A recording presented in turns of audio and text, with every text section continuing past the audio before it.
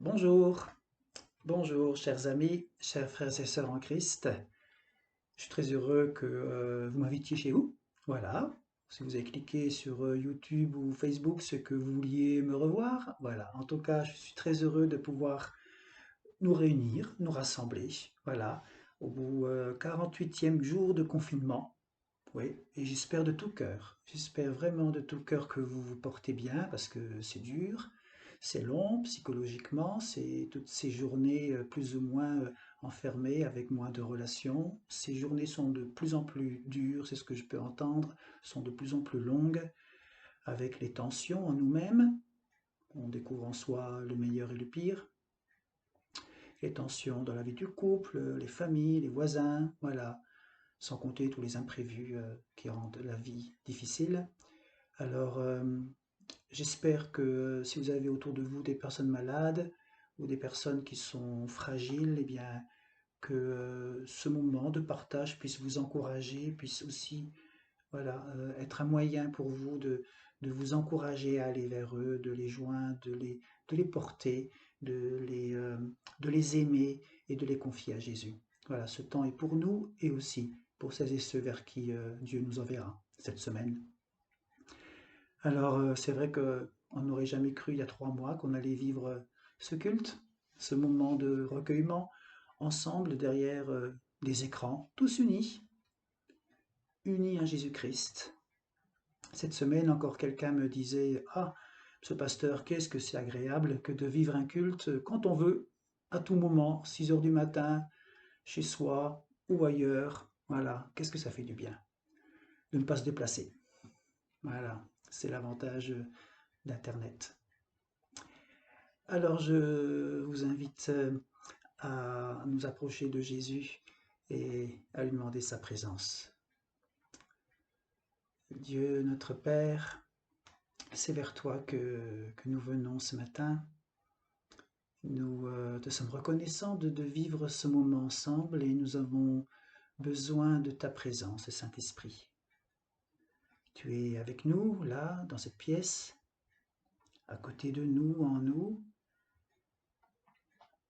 C'est un moment à part que nous voulons vivre avec toi, en pensant aussi à nos frères et sœurs, plus ou moins proches. Alors fais de ce moment un moment de paix, un moment de recueillement, un moment de lumière. Viens, Saint-Esprit, apporter ta lumière.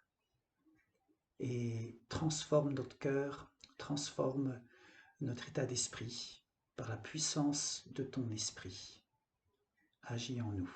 Nous te le demandons au nom de Jésus. On te dépose toutes nos peurs, toutes nos angoisses, tous nos soucis, toutes nos tensions. Viens Jésus, viens par ta présence et apaise-nous. Transforme-nous. Amen. Il est bon de pouvoir louer le Seigneur. Je me suis dit, tiens, si certains sont intéressés à ce que je puisse faire aussi de temps en temps une vidéo, même après le déconfinement, de faire une vidéo avec des moments de chant, de louange, des chants nouveaux, des chants anciens. Voilà, si vous avez envie, faites-le moi savoir par mail ou par commentaire, peu importe. Voilà, de pouvoir proposer une vidéo avec 2-3 chants. Je vous invite à prendre le premier chant qui est en pièce jointe, numéro 271, Louange et gloire à ton nom, et puis le 266, Rendons gloire à Dieu notre Père. D'abord le 271, Louange et gloire à ton nom.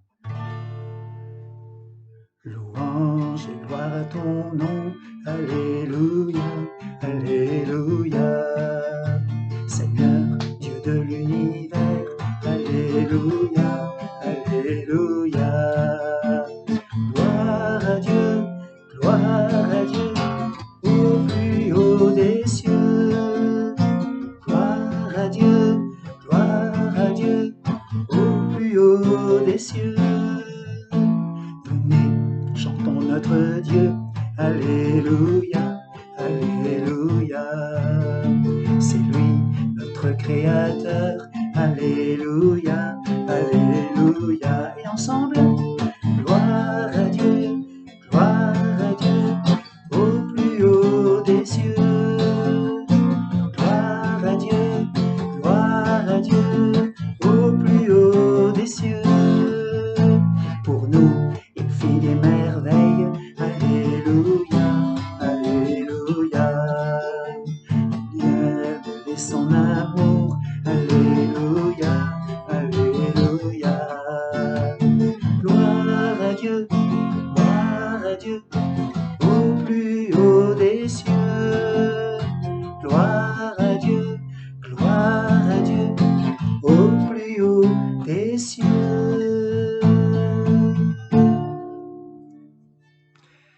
Gloire à Dieu. Et le 266, rendons gloire à Dieu notre Père. Rendons gloire à Dieu notre Père, bénissons notre Rédempteur, et que l'Esprit Saint nous libère de la tristesse et de la peur. Que la joie de Dieu nous habite, que la paix de notre Seigneur ici-bas jamais ne nous quitte, mais qu'elle éclaire notre cœur. Rendons gloire à Dieu notre Père, bénissons notre Rédempteur, et que l'Esprit Saint nous libère de la tristesse et de la peur. Que la joie de Dieu nous habite, que la paix de notre Seigneur ici-bas jamais ne nous quitte, mais qu'elle éclaire notre cœur. Que la joie de Dieu nous habite et que la paix de notre Seigneur ici-bas jamais ne nous quitte. Alors prions le Seigneur. Seigneur, merci pour cette paix que tu veux nous donner, que tu nous donnes largement. Ta paix inonde nos cœurs lorsque nous sommes unis dans la prière, lorsque nous lisons ta parole. Ta paix inonde nos cœurs et ta paix est un vrai trésor en ce moment. Un vrai trésor pour chacun. Alors ce matin, nous la recherchons, cette paix. Et tu as dit, cherchez et vous trouverez. Alors nous voulons trouver cette paix parce que nous sommes réunis ensemble en ta présence. Oui, merci pour les frères et sœurs que tu nous donnes, pour cette famille que tu nous donnes, une famille spirituelle, avec ses qualités, ses défauts, avec ses limites. Alors elle n'est pas parfaite, Seigneur, cette famille, et tu nous vois. Alors pardon pour, pour nos imperfections, nous te les présentons. Ces liens d'amour ne sont pas autant parfaits. Alors renforce nos liens. Gloire à toi, Seigneur. Gloire à toi pour ta lumière qui guide nos pas. Gloire à toi pour ta force qui nous soutient. Et gloire à toi pour ta paix qui nous prouve que tu es avec nous à chaque instant. Louange à toi, Père, Fils et Saint-Esprit. Amen. Et je vous invite à écouter quelques versets de Éphésiens,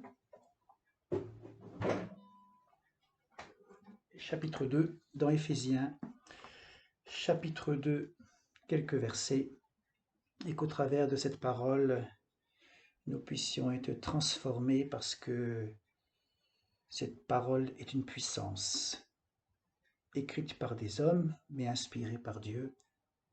Même il y a 2000 ans, c'est le même esprit qui nous rassemble, qui inspire ces mots et qui parle à notre esprit. Alors transforme notre état d'esprit, Jésus, par ta parole, elle est la vérité, elle est une lumière. Dans Éphésiens chapitre 2, nous lisons ceci, à partir du verset 4. Dieu est riche en pitié et il nous aime d'un grand amour. C'est pourquoi, à nous qui étions morts à cause de nos fautes, il nous a donné la vie avec le Christ.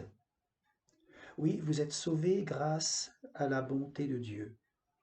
Avec le Christ Jésus, il nous a réveillés de la mort et avec lui encore, il nous a fait asseoir dans les cieux. Ainsi, en montrant sa bonté pour nous dans le Christ Jésus, Dieu a voulu prouver pour toujours la richesse extraordinaire de ses bienfaits. Ce salut ne vient pas de vos actions à vous, donc personne ne peut se vanter. Oui, c'est Dieu qui nous a fait.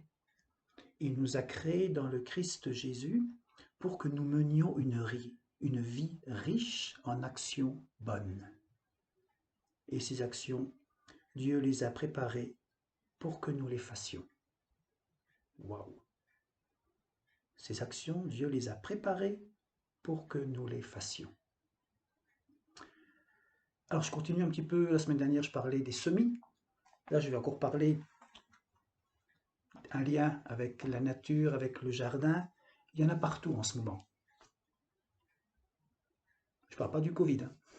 Le virus, lui, il y en aura de moins en moins, je l'espère, on va tout faire. Par contre, dans les jardins, il y a quelque chose qui se manifeste de plus en plus, il y en a beaucoup plus. Quoi? La mauvaise herbe. Regardez-moi ça. Regardez-moi ça. Vous voyez bien? Il y a du chien-dent, il y a de l'herbe. Regardez-moi ça. Ça pousse partout. Et elle n'est jamais en retard, hein, ça. Et en ce moment, avec la pluie et la flotte, ça pousse toujours en avance. Et il faut qu'on se mobilise contre elle. Une mobilisation active. Voilà ce qui peut pousser dans notre jardin en ce moment. Mais au fond, c'est quoi la mauvaise herbe? Rien d'autre qu'une herbe qui prend la place de quelque chose de mieux. Regardez.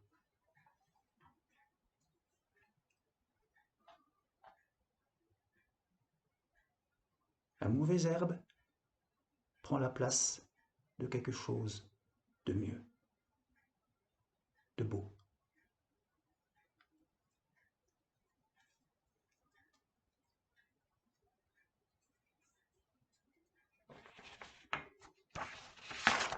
La mauvaise herbe, c'est une herbe qui occupe la place que pourrait avoir sans doute une belle plante plus utile, plus agréable. Ça sent bon le muguet. Vous voyez? Et dans la vie, il existe par exemple une forme de mauvaise herbe qui pourrait être peut-être ce matin ou en ce temps de confinement, cette mauvaise herbe pourrait être peut-être nos plaintes. Nos plaintes qui prennent la place de quelque chose de mieux, de quelque chose de bien. Chaque plainte occupe la place qui pourrait revenir à une petite racine de reconnaissance. Chaque plainte occupe la place qui pourrait revenir à une fleur de joie, une fleur de muguet. C'est dommage que cette mauvaise herbe prenne la place du muguet, non? Chaque plainte prend la place d'une pensée pour les autres. Vous voyez ce que je veux dire? Chaque plainte prend la place d'une pensée pour Dieu. Voilà. Une autre forme, par exemple, de mauvaise herbe, ça pourrait être, au lieu de la plainte, ça pourrait être nos peurs, notre méfiance, les comparaisons que l'on a avec les réseaux sociaux. On se compare, on se renferme. La mauvaise herbe. La mauvaise herbe, c'est tout ce qui n'a pas sa place dans ce que Dieu veut pour nous. C'est pas au départ ça, la mauvaise herbe. Et le Christ est venu justement pour enlever cette mauvaise herbe. Si vous lisez quelques versets juste avant d'Éphésiens, on nous dit que, ben voilà, la mauvaise herbe, le Christ est venu pour l'enlever. Comment? Il nous guérit. Il nous transforme. Quand on lit les évangiles, relisez voir Matthieu, Marc, Luc et Jean. Ça prend 4 soirées, allez, une semaine. Quand on lit ces évangiles, on va se rendre compte combien le Christ est ému de compassion face à ces mauvaises herbes, face aux gens blessés, il est guéri. Bien sûr, il y a des guérisons physiques, mais aussi des guérisons intérieures. Alors comment il fait pour enlever cette mauvaise herbe? Pour y mettre autre chose. Comment il fait? Par exemple, il annonce le pardon. Quand on se présente devant Dieu dans l'humilité et la repentance, il efface nos fautes et il nous donne la paix, comme cette femme pécheresse dans Luc 7. Comment il enlève la mauvaise herbe? Par sa mort, il nous libère de tout ce qui nous emprisonne. La puissance de l'argent, la rancune, la peur de la mort, notre amertume, nos peurs. Comment il enlève encore ces mauvaises herbes? Il libère les malades de leurs malédictions. Vous savez, toutes ces casseroles que les autres nous ont attachées, ces paroles qui nous tiennent à la peau parce qu'on les a entendues en tant qu'enfant. Tu seras toujours comme ça, t'es comme ton père, t'arriveras à rien. Des paroles de malédiction, mais le Christ nous libère de cela. Il enlève cette mauvaise herbe et il met une parole de paix et d'amour. Il nous révèle que Dieu est un Dieu comme un Père qui nous aime, que nous sommes aimés, que notre valeur n'est pas dans ce que nous faisons. On l'a lu tout à l'heure. Le salut nous est offert. Notre valeur n'est pas dans ce que nous avons, notre niveau social, notre compte en banque, nos plans d'épargne logement et la superficie de la maison que l'on a. Non, notre valeur nous est donnée par Dieu. Je suis aimé de Dieu et il s'occupe de mes lendemains. Il s'occupe de tes lendemains. Alors voilà, enlevons grâce à cette force et cet amour de Jésus, cette compassion de Jésus. Seigneur, enlève de moi cette mauvaise herbe et mets-y une belle herbe, une belle fleur, une belle pensée, un amour frais, un pardon profond. Ça, c'est notre part. Ouvre ton cœur et reçois des paroles. Ces paroles avec foi, ça c'est notre part. Et désire agir en nous avec sa puissance et son autorité, et par amour, il enlève ces mauvaises herbes pour que nous laissions la place à de belles fleurs, pour que nous devenions source de bénédiction autour de nous. Je vous invite à la prière.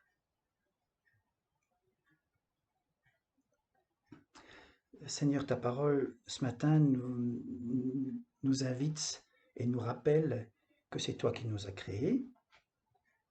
Tu nous as créés dans le Christ Jésus pour que nous menions une vie riche en actions bonnes. Et ces actions, Dieu les a préparées pour que nous les fassions.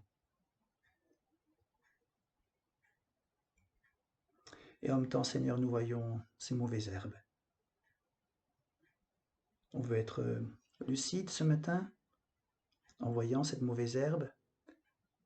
Nous ouvrons les portes de notre vie à ta lumière et à ton pardon. Et nous te déposons, nous te présentons les mauvaises herbes du jardin de notre vie. Nos plaintes, notre désir de pouvoir, notre jalousie, nos mauvaises habitudes, nos comparaisons, nos pensées morbides, notre colère, notre jalousie, notre besoin d'avoir toujours un peu plus. Alors, Seigneur, nous te déposons tout cela. Toi, tu es le grand jardinier, tu sais comment enlever.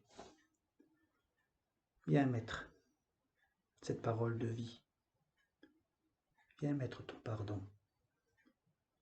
Viens mettre ta puissance de guérison. Et agis dans nos cœurs. Viens parler à nos cœurs. Répands ton amour en nous, par ton esprit, pour que nous puissions être une source de bénédiction autour de nous, pour qu'on puisse apporter un bon parfum, une bonne odeur, être un bon témoin autour de nous. Au nom de Jésus, nous te prions. Entends notre prière et fortifie notre foi. Viens au secours de notre manque de foi.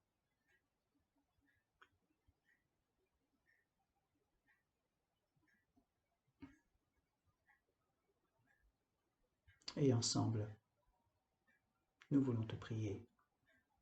Notre Père, qui es aux cieux, que ton nom soit sanctifié, que ton règne vienne, que ta volonté soit faite sur la terre comme au ciel. Donne-nous aujourd'hui notre pain de ce jour. Pardonne-nous nos offenses, comme nous pardonnons aussi à ceux qui nous ont offensés. Et ne laisse pas entrer en tentation, mais délivre-nous du mal.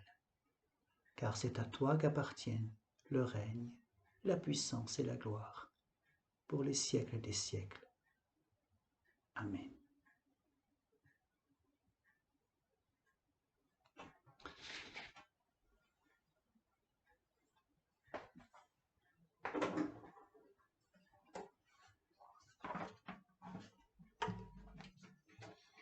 Et je vous invite à continuer cette prière en prenant le chant qui est en pièces jointes dans le livret que l'on prend le dimanche.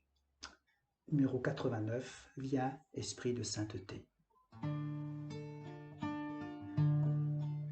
si certains ne le connaissent pas, ils peuvent fermer les yeux et se laisser porter par la musique et les paroles.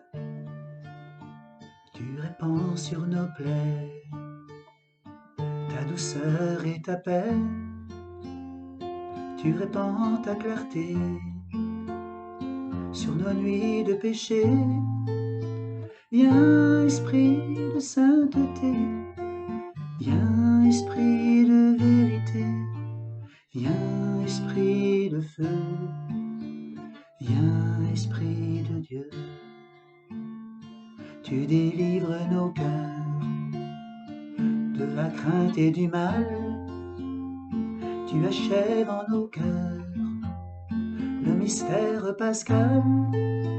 Viens, esprit de sainteté, viens, esprit de vérité, viens, esprit de feu, viens, esprit de Dieu. Tu habilles nos cœurs du manteau de l'amour, tu revêts de splendeur qui se donne d'amour. Viens, esprit de sainteté, viens, esprit de vérité, viens, esprit de feu, viens, esprit de Dieu. Tu révèles aux petits les mystères de Dieu, tu embrases leur vie pour qu'elle soit un grand feu. Viens, esprit de sainteté, viens, esprit de vérité, viens, esprit de feu, viens, esprit de Dieu.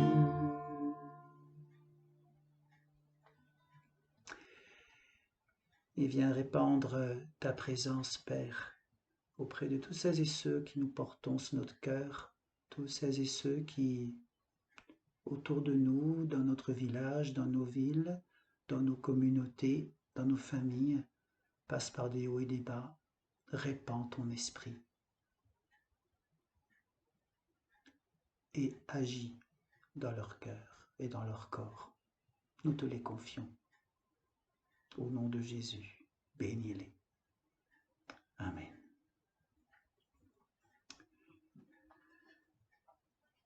L'Église protestante a mis en place une ligne téléphonique. Je vous l'avais déjà dit il y a quelque temps.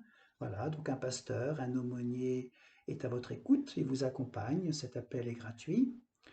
Donc c'est le 0805 370 187.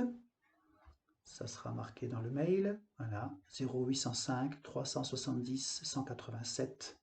Faites-le savoir. L'appel est gratuit. Un temps d'écoute, d'information, de partage, de prière. Et puis concernant les cultes et la vie de l'Église, eh bien, on verra au fur et à mesure les consignes de l'État avec les déconfinements. Voilà. Dieu nous envoie. Il transforme cette mauvaise herbe en un agréable muguet, être un bon parfum. Alors Dieu nous demande, dans cette fonction d'être parfum, il nous demande, dans la Bible, de prier pour les autorités, ceux qui ont un pouvoir. Nos maires, nos députés, sénateurs, préfets, gouvernement, notre président. Obéissons à la parole de Dieu, même si nos sentiments ne sont pas toujours en accord, obéissons à cette parole. Dans 1 Timothée 2, Dieu nous dit, avant tout, je commande ceci, il faut faire des demandes à Dieu, le prier, le supplier et le remercier pour tous les êtres humains.